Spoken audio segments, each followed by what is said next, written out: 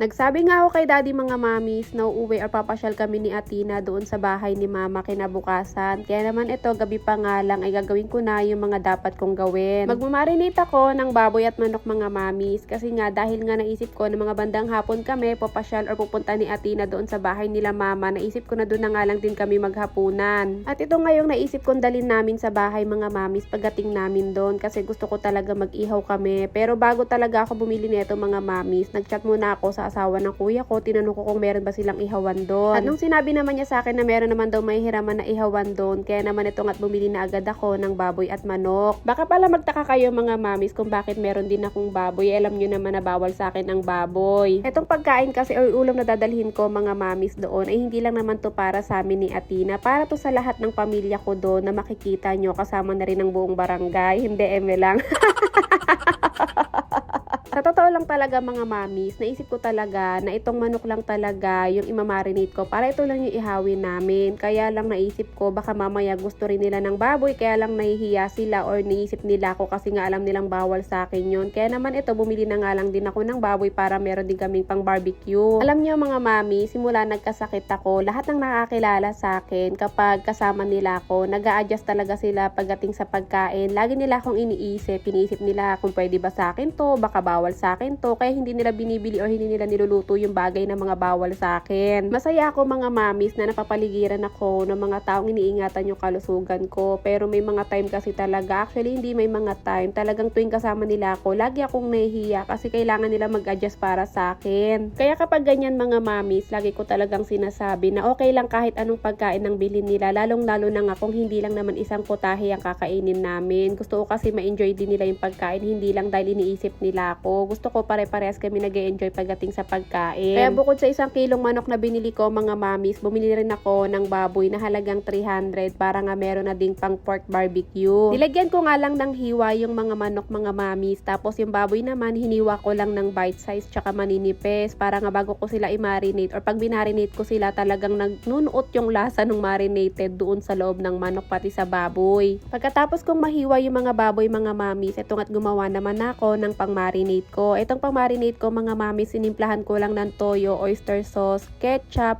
kalamansi, bawang, pati na rin ng paminta, tapos naglagay din ako ng asukal. Hindi na ako naglalagay ng asin or magic sarap mga mamis kapag gumagawa talaga ako ng pang-marinate kasi nga sa toyo pa lang, maalat na yan. Naglagay pa ako ng oyster sauce tsaka ng ketchup. Sa pambalance ko naman sa alat, naglagay nga ako ng asukal. Tsaka tinimpla ko talaga muna siya mga mami sa separate na lagayan para nga matikman ko muna kung okay na ba or meron pa akong kailangan idagdag. So nung natikman ko mga mamis, okay naman na tong pang-marinate ko. Una ko nga munang ibinarinate itong manok. Iisa lang yung timpla nitong marinate ko mga mamis o yung ginawa kong pang-marinate. Pero gusto ko silang paghiwalayin ng lagayan. Ayokong magkasama sila sa isang lagayan. Kaya inuna ko muna tong manok tapos isusunod ko na nga yung baboy. Pagkatapos ko nga sa manok mga mamis, bago ko nga tuluyan ilagay yung baboy doon sa una kong tinimplang marinate, naghiwalay muna ako ng konti para alam ko kung kukulangin nga yun nandito sa manok or baka sobra naman yun nandoon sa pagbababaran ko ng baboy. Bale itong part pala ng baboy mga mamis ay kasim. Tama ba ako mga mamis? Kasim ba yung tawag doon? Pag yung part ba na yun mga mamis, malambot ba yun o hindi? Wala kasi akong alam pagdating sa baboy eh. Basta ang alam ko sabi nila pag kasim daw, malambot na part yun ng baboy. Pero dapat talaga mga mamis, hindi yan yung part na bibilin ko. Dapat talaga pork chop o kaya yung isang part. Ano nga tawag doon? Yung liempo. Dapat liempo yun. Kaya lang inisip ko baka mas mahal tas ilang piraso lang. Kaya sabi ko ganito na lang tapos nga ihiwain ko para mailagay sa stick maging barbecue talaga. Ito at na-marinate ko na nga mga mamis yung manok at mga baboy. Tinakpan ko na nga ng foil para mailagay na sa rep. Nawawala kasi yung cling wrap ko eh. Dapat cling wrap talaga yung pantakip ko dyan. Pero buti na lang meron ako nakita pang foil ko dito. Kaya ito na lang yung pinantakip ko. Nung una talaga naisip ko na doon na lang kaya ako mamalengke or bumili sa palengke kila Mama Banda para nga doon na lang din gawin yung marinate. Kaya lang mas gusto ko kasi talaga na nakamarinate or nakababad to ng matagal para mas kumapit talaga yung lasa. Nailagay ko na yung manok at baboy sa rep mga mamis kasi nga akala ko wala akong stock na stick. sticks. Tapos naghanap-hanap ako, nakita ko nga tong sticks na to. Ito pa yung sticks na binili ko nung birthday ni ate na nag-celebrate kami. Buti na lang nandito pa, hindi ko pala naitapon. Ginawa ko mga mami, sinugasan ko muna yung mga sticks na gagamitin ko bago ko nga itusok isa-isa dito yung mga baboy. So ginawa ko na to mga mamis para nga pagdating dun kila mama, iihawin na lang. Bali hindi naman ako mag-iihaw nito, kuya ko naman. Fast forward nga tayo mga mamis, ito nga't natuhog ko na lahat at nailagay ko na lahat sa stick. Nakakatuwa kasi madami-dami din akong nagawa. And masaya ako mga mamis kasi feeling ko magtitinda ako ng barbecue. Nilipat ko nga ng lagayan mga mami sa mas magkakasya tong mga nasa barbecue stick para nga mas mamarinate pa siya. Tapos nilagay ko na ulit sa ref. Fast forward nga tayo mga mamis, kinabukasan na nga to ng mga bandang 2:00 ng hapon. Ito nga nagsisimula na ako mag-asikaso ng mga bibit-bitin namin ni Atina.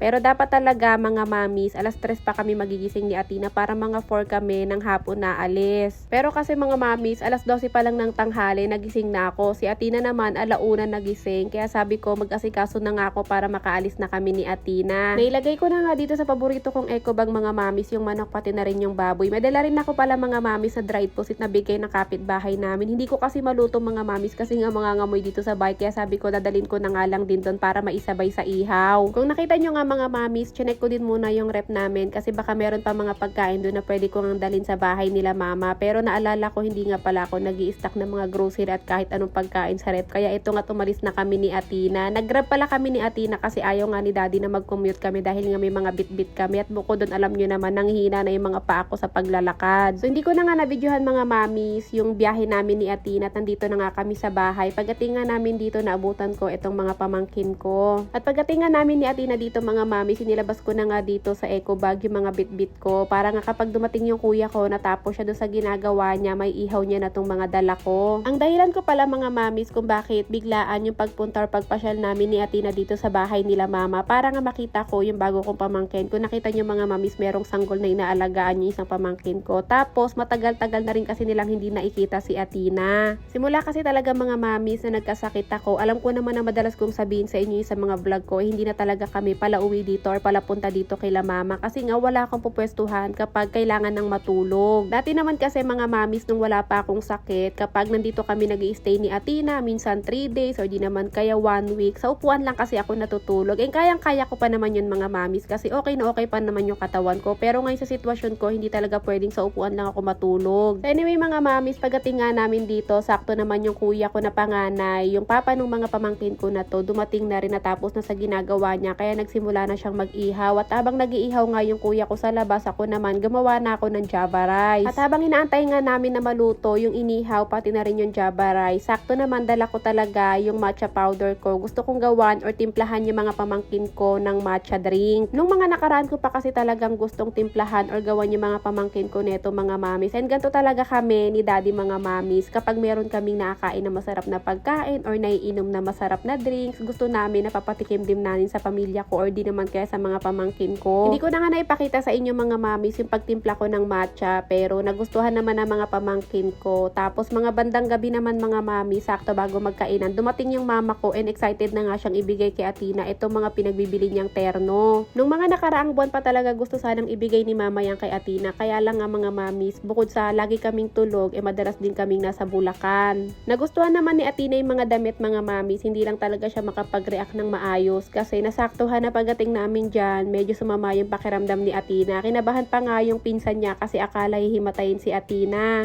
Noong mga oras nga na yan mga mamis ay nagkanya-kanya na silang kain at habang kumakain nga sila mga mamis, naisip ko din talaga na magluto ng mahal. Para nga meron kaming dessert tsaka meron din silang may uwi sa bahay nila para kinabukasan meron silang pang almusal. At bukod doon mga mamis, hindi ko na lang nabibidyohan. Sige rin ang labas ko dyan kasi mga kachismisan ko nandun sa labas. Kung nakita nyo naman mga mamis, ang dami kong pamangkin pero kulang pa ng 2 yan. Yung isa kasi mga mamis dahil nga binata na nasa labas. Yung isa naman hindi na isama nitong lola niya kasi daw baka makulit. Kaya ang sabi ko, dala na lang nila kapag meron pa namang ulam. Tapos pabaunan ko na nga lang din sila nitong maha.